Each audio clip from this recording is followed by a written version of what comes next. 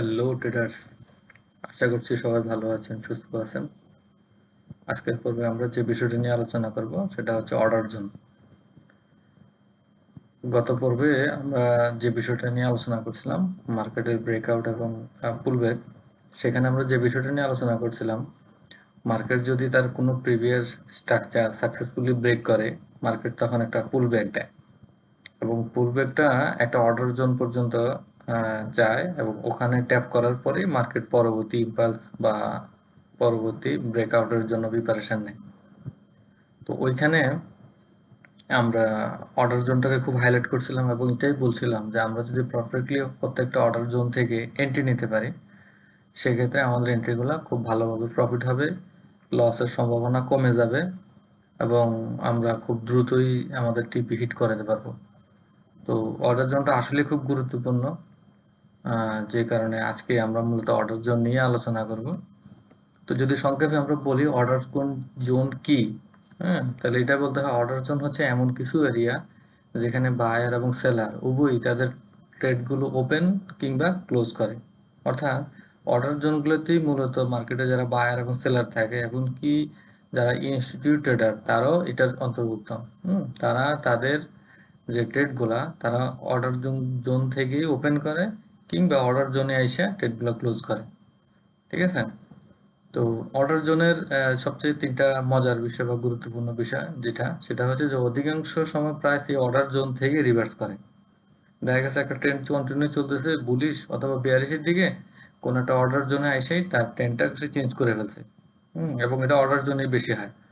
এবং আরো সবচেয়ে গুরুত্বপূর্ণ বিষয় যেটা অর্ডার জোন, সেটা হচ্ছে যে ব্যাংক এবং হেজ ফান্ড যারা যারা আসলে মার্কেটে লিকুইডিটি প্রোভাইডার, তারা সবাই মূলত এই অর্ডার জোন থেকেই এন্ট্রি নেওয়ার জন্য অপেক্ষা করে। মার্কেট মুভ করে, এদিক সেদিক মুভ করে, কিন্তু তারা আসলে মার্কেটে ওয়েট করে। এবং তারা যদি কোনো ট্রেড রানিং থাকে সেটাকে হোল্ড করে যতক্ষণ পর্যন্ত না মার্কেটের কোনো শক্তিশালী অর্ডার জোনে না পৌঁছে। এবং যখনই কোনো একটা শক্তিশালী অর্ডার জোনে পৌঁছে তারা ওখান থেকে বাই বা সেল ওপেন করে, কিংবা তাদের তো কোনো রানিং ট্রেড থাকলে তারা সেই ট্রেডটাকে ক্লোজ করে অর্থাৎ ম্যানেজ করে। ঠিক আছে? এবং আরেকটা মজার বিষয় সেটা হচ্ছে অর্ডার জোনে, সেটা হচ্ছে যে এই অর্ডার জোনগুলোতে বায়ার এবং সেলারদের প্রচুর অর্ডার হয় এবং সেখানে প্রচুর ভলিউম থাকে। সুতরাং বুঝতে পারতেছেন কতটা গুরুত্বপূর্ণ এই অর্ডার জোনগুলা। এবং আমরা সবসময় চেষ্টা করবো অ্যাজ এ প্রফেশনাল ট্রেডার হিসেবে, স্মার্ট ট্রেডার হিসেবে আমাদের এন্ট্রি এবং এক্সিটগুলা যেন সবসময় অর্ডার জোনেই হয়। তো সুতরাং অর্ডার জোনে যদি আমাদেরকে এন্ট্রি দিতে হয় তাহলে অবশ্যই আমাদেরকে কি করতে হবে, অর্ডার জোনগুলা বের করতে হবে এবং অর্ডার জোনগুলা খুঁজে বের করতে হবে যে অর্ডার জোনগুলা যেন আমরা পারফেক্টলি মার্কেটে আগে থেকে প্লেস করতে পারি এবং সেই জায়গাগুলোতে যেন আমরা মার্কেটের অ্যাক্টিভিটিটা দেখাতে পারি এজ এ ট্রেডার হিসেবে। তো এই অর্ডার জোনগুলা কিন্তু সবসময় একই রকম সিচুয়েশনে থাকে না। কখনো কখনো কিছু কিছু অর্ডার জোন খুব শক্তিশালী অবস্থানে থাকে মার্কেটে, আবার কোনো কোনো অর্ডার জোন একটু দুর্বল অবস্থানে থাকে।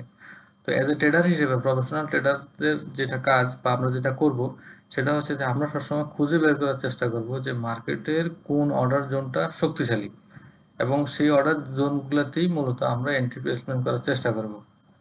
দুর্বল অর্ডার জোনগুলোকে আমরা অ্যাভয়েড করার চেষ্টা করব।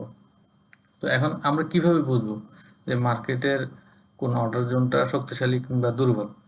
তো এই জিনিসটা বোঝার জন্য যে জিনিসটা আমাকে সবচেয়ে বেশি হেল্প করবে আমাদেরকে, সেটা হচ্ছে মার্কেট কনটেক্সট।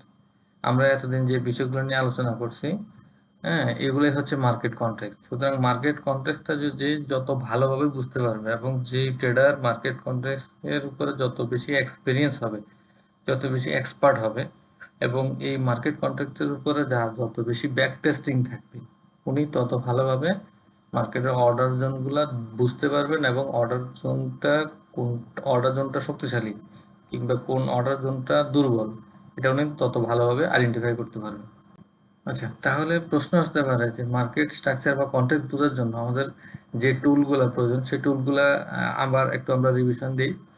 যেখানে প্রথম টুলটা হচ্ছে মার্কেটের বায়াস এবং ট্রেন্ড। বায়াস এবং ট্রেন্ডের যে আমরা যে বিষয়টা নিয়ে কাজ করি বা বায়াস এন্ড ট্রেন্ড দ্বারা আমরা যে বিষয়গুলো বোঝার চেষ্টা করি সেটা হচ্ছে যে বায়াস এন্ড ট্রেন্ডটাকে প্রপারলি আমরা আইডেন্টিফিকেশন করতে পারতেছি কিনা, বায়াসের যে লাইফ সাইকেল সেটা আমরা বুঝতেছি কিনা, বায়াসের এবং ট্রেন্ডের স্টার্টিং এন্ডিং, তাদের স্ট্রেংথ অথবা উইকনেস যে বিষয়গুলো, ওগুলো আমরা প্রপারলি আইডেন্টিফিকেশন করতে পারতেছি কিনা বা বুঝতে পারতেছি কিনা। অর্ডার ফ্লোটা আমরা অবশ্যই দেখবো কন্টেক্সটের ক্ষেত্রে। সেটা হচ্ছে যে order floor direction, order floor যে ইনস্টিটিউশনাল যে অর্ডার ফ্লোটা সেটার কনটেক্সট, এবং অর্ডার ফ্লোটা যে কাউন্টার বা শিফটিং হচ্ছে সেগুলো আমরা বুঝতে পারতেছি কিনা। ভোলাটিলিটি নিয়ে আমাদের মার্কেট কনসেপ্টে খুব আলোচনা করছিলাম আমরা, এবং সেটা নিয়ে আমরা প্রচুর কাজ করছিলাম।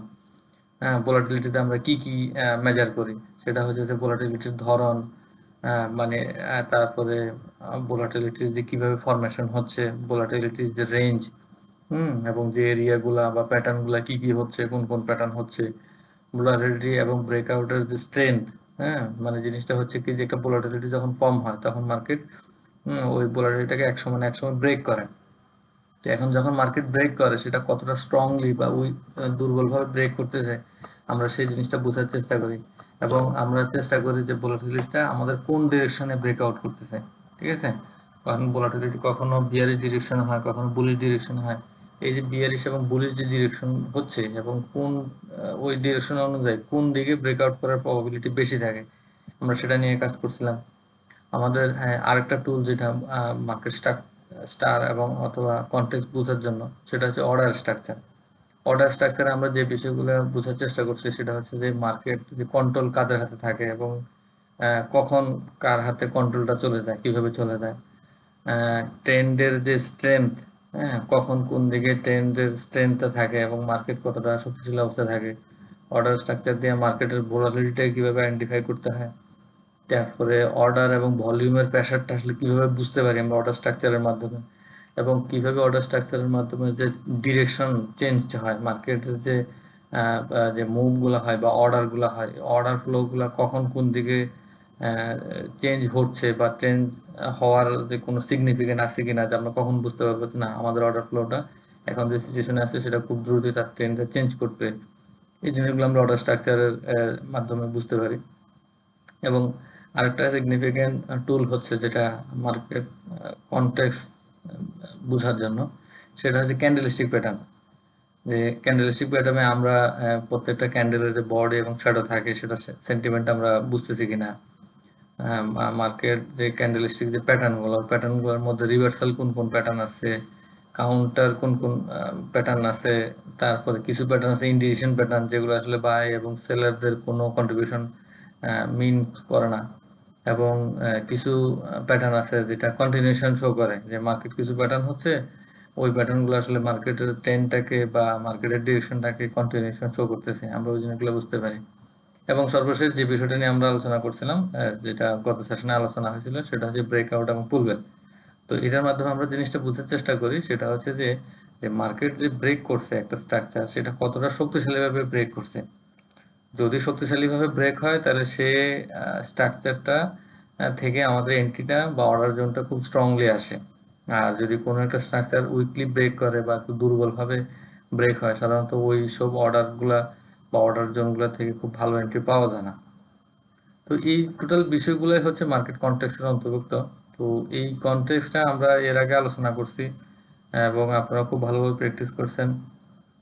সামনে আমরা যখন মার্কেটের অর্ডার জোন বা অর্ডার জোনগুলো থেকে এন্ট্রির জন্য যাব, সবসময় আমাদের মার্কেট কনটেক্সটটা আমাদেরকে হেল্প করবে। সুতরাং মার্কেট কনটেক্সটের উপরে আপনারা বেশি বেশি প্র্যাকটিস করবেন, এটার উপরে আপনারা বেশি বেশি ব্যাক টেস্টিং করবেন, এবং এটা নিয়ে সবসময় কাজ করতে হবে। কারণ মার্কেট কনটেক্সট এমন একটা বিষয় যে এটা হচ্ছে টোটাল আমাদের ট্রেডিং এর ফাউন্ডেশন। আমরা যখন ট্রেডিং করি বা ট্রেডিং সম্পর্কে আমরা যখন ডিসকাস করি, তখন আমরা অধিকাংশ সময় যে জিনিসটা আলোচনা করি সেটা হচ্ছে যে মার্কেটে কোথা থেকে আমরা এন্ট্রি নিব, কোথায় আমরা ক্লোজ করব। তো মূল জিনিসটা হচ্ছে যে আমরা অর্ডার জোনগুলো নিয়ে বেশি আলোচনা করি, কিন্তু অর্ডার জোনগুলো কখন শক্তিশালী হচ্ছে, কখন দুর্বল হচ্ছে, কোন অর্ডার জোন থেকে আমি এন্ট্রি নিব, হ্যাঁ, কোন অর্ডার জোন থেকে আমি এন্ট্রি নিব না, বা কোন অর্ডার জোনগুলা আমাকে লস করাতে পারে, এই জিনিসটা নিয়ে আমরা কখনো আলোচনা করি না। হ্যাঁ, ওপেন যে মার্কেটগুলোতে আমরা যে আলোচনাগুলো হয়, সোশ্যাল মিডিয়া বলেন, বিভিন্ন মিডিয়া বা কমিউনিকেশনের জায়গাগুলোতে, ওটা নিয়ে আমরা কখনো আলোচনা করি না। কিন্তু আহ, একটা অর্ডার জোন শক্তিশালী হবে নাকি দুর্বল হবে, ওখান থেকে আমাদেরকে এন্ট্রি নেওয়া উচিত কি উচিত না, এই বিষয়টাকে ডিপেন্ড করবে আমাদের মার্কেট কনটেক্সট। তো সুতরাং আমরা মার্কেট কনটেক্সটের উপর যত বেশি এক্সপার্ট হব, তত আমাদের ট্রেডিং এর প্রবাবিলিটি বা উইন রেশিওটা বাড়বে। একই স্ট্র্যাটেজি ব্যবহার করে কেউ প্রফিট করতেছে, কেউ প্রফিট করতে পারতেছে না। আমরা স্ট্র্যাটেজির বিষয়গুলো তো প্রায় আলোচনায় আসি। তো দেখা গেছে যে স্ট্র্যাটেজিগুলো আমরা শিখি বা আগে শিখছি, অনেকেই আমরা অনেক স্ট্র্যাটেজি জানি। দেখা গেছে যিনি স্ট্র্যাটেজি আমাদেরকে শিখাচ্ছেন উনি প্রফিট করতেছেন, বাট আমরা করতে পারি না। কেন? কারণ উনি ওই স্ট্র্যাটেজির মার্কেট কনটেক্সটটা জানে, যেটার কারণে উনি স্ট্র্যাটেজির সব সিগন্যাল আসলে উনি এন্ট্রি নেয় না, এবং সব জায়গা থেকে উনি এন্ট্রি প্লেসমেন্ট করে না। কিন্তু আমরা ওই জিনিসটা না জানার কারণে হয় কি, যে আমরা শুধু স্ট্র্যাটেজি জানি এবং ওখান থেকে এন্ট্রি দেওয়ার চেষ্টা করি, যে কারণে আমাদের প্রচুর অ্যাসেল হয়, এবং আমরা যে প্রফিটগুলো করি অ্যাসেল বা লস হওয়ার কারণে আমাদের প্রফিটগুলো আমাদের হাতছাড়া হয়ে যায়। তো ভিডিওটা আজকে আর বড় করতেছি না, আশা করতেছি আপনারা টোটাল ভালোভাবে বুঝতে পারছেন। আর সবাইকে অনুরোধ, যেভাবে আপনারা প্র্যাকটিস করতেছেন ওভাবে প্র্যাকটিসটা কন্টিনিউ রাখবেন। আমরা মার্কেটে প্রফিটেবল ট্রেডার হওয়ার জন্য যে বিষয়টা সবসময় বলি আমি গুরুত্বপূর্ণ, সেটা হচ্ছে যে মার্কেটে আমরা কত বিষয় জানতেছি ডাজন্ট ম্যাটার। ম্যাটার হচ্ছে যে আমরা যে বিষয়গুলো জানতেছি সেই বিষয়গুলো পারফেক্টলি আমরা প্র্যাকটিস করতেছি কিনা। জানা বিষয়টাকে যখন আমরা ঘন ঘন প্র্যাকটিস করব এবং আমাদের ভুল ত্রুটিগুলা আমরা খুঁজে বের করার চেষ্টা করব, তখনই মূলত আমাদের স্কিলটা ডেভেলপমেন্ট হবে। আর স্কিলটা যখন ডেভেলপমেন্ট হবে তখনই আমাদের ট্রেডিং এ উইন বা সাকসেসটা চলে আসবে। তো সবাইকে ধন্যবাদ, সবাই ভালো থাকবেন, সুস্থ থাকবেন, আল্লাহ হাফেজ।